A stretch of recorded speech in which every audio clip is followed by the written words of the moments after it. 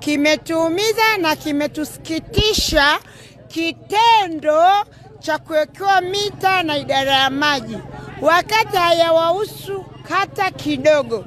Nguvu zetu wenyewe, kisima chetu wenyewe. Mita hii iweze kuondolewa. Kama ni swala la sisi wanamtaa kuhitaji mita, tutaweza kuomba msaada wa mita tuleteo kwa maridhiano. Wakazi wa mtaa wa Majishamba wilayani Kondoa mkoa wa Dodoma wamelalamikia kitendo cha mamlaka ya maji safi na usafi wa mazingira ya Kondoa KONDUWASA kufunga mita katika mradi wa maji ambao wananchi hao waliuomba kutoka kwa muhisani awachimbie kutokana na adha kubwa waliokuwa wakipitia hapo awali, ikiwemo kuchota maji kwenye makorongo. Ili kuondokana na changamoto hiyo, wananchi hao wameiomba mamlaka hiyo kuondoa mita iliyofungwa, wakidai kwamba si mradi wa serikali. Nguvu zetu wenyewe, kisima chetu wenyewe. Wakatufungia maji siku 3 wanake bila kuoga. Hatujapenda. Mama, tunaomba. Mama, tunakupenda. Tunakushika mkono. Miaka 5 tena. Maji tulikuwa tunateseka na kwambia tunahangaika usiku saa 9 usiku unahangaika, unaacha kitanda, unamwacha mwanaume unaenda kolongoni, mara wapi unahangaika, unagalagala, unaenda huko kutafuta maji.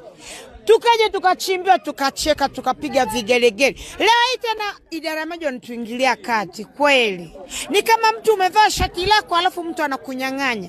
Wamekuja kukuvamia katika maeneo yetu kutoa amri kuwa mamlaka ya maji waje ufunge mita pasipo mazungumzo yoyote na wananchi, pasipo mazungumzo yote na wanamtaa. Na hali yakuwa tunajua kwamba mzozo uliotokea ni kuhusiana habari ya mita. Tunaomba sisi wanamtaa mita hii iweze kuondolewa.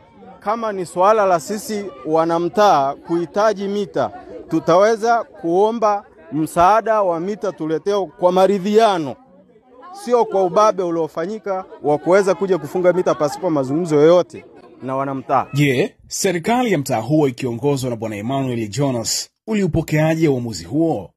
Sisi tulikataa. Hatuwezi jambo lile tukalifanya bila kuitisha mkutano wa wananchi waliridhie. Tukamuomba kwamba hivi sisi kazi yetu kubwa kama serikali ya mtaa na wajumbe wa serikali za mtaa ni kuhakikisha kwamba tunaleta amani katika nchi, lakini pia swala zima vipindi tulivyokuwa navyo ni vipindi vigumu, vinaweza vikaathiri uchaguzi.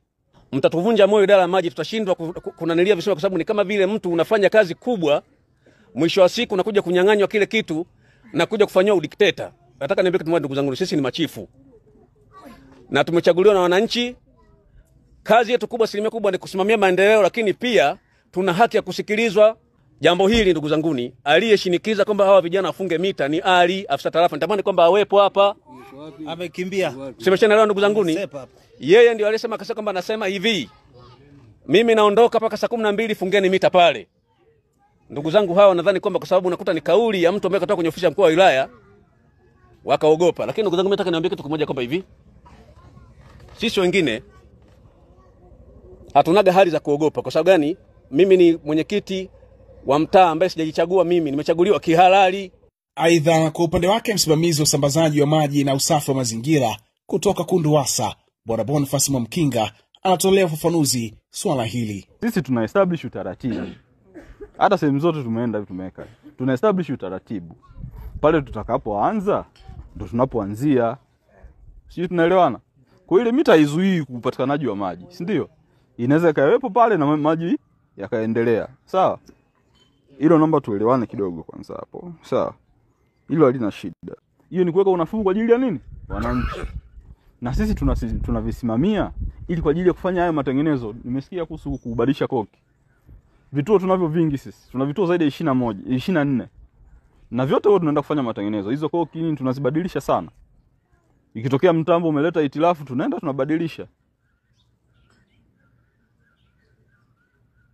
Sasa inakuja kwenye hizi gharama za kubadilisha, mtaweza? Kama mnaweza mkafanya utafiti muulize tu hizi pampu zinauzwa shilingi ngapi, mtajua.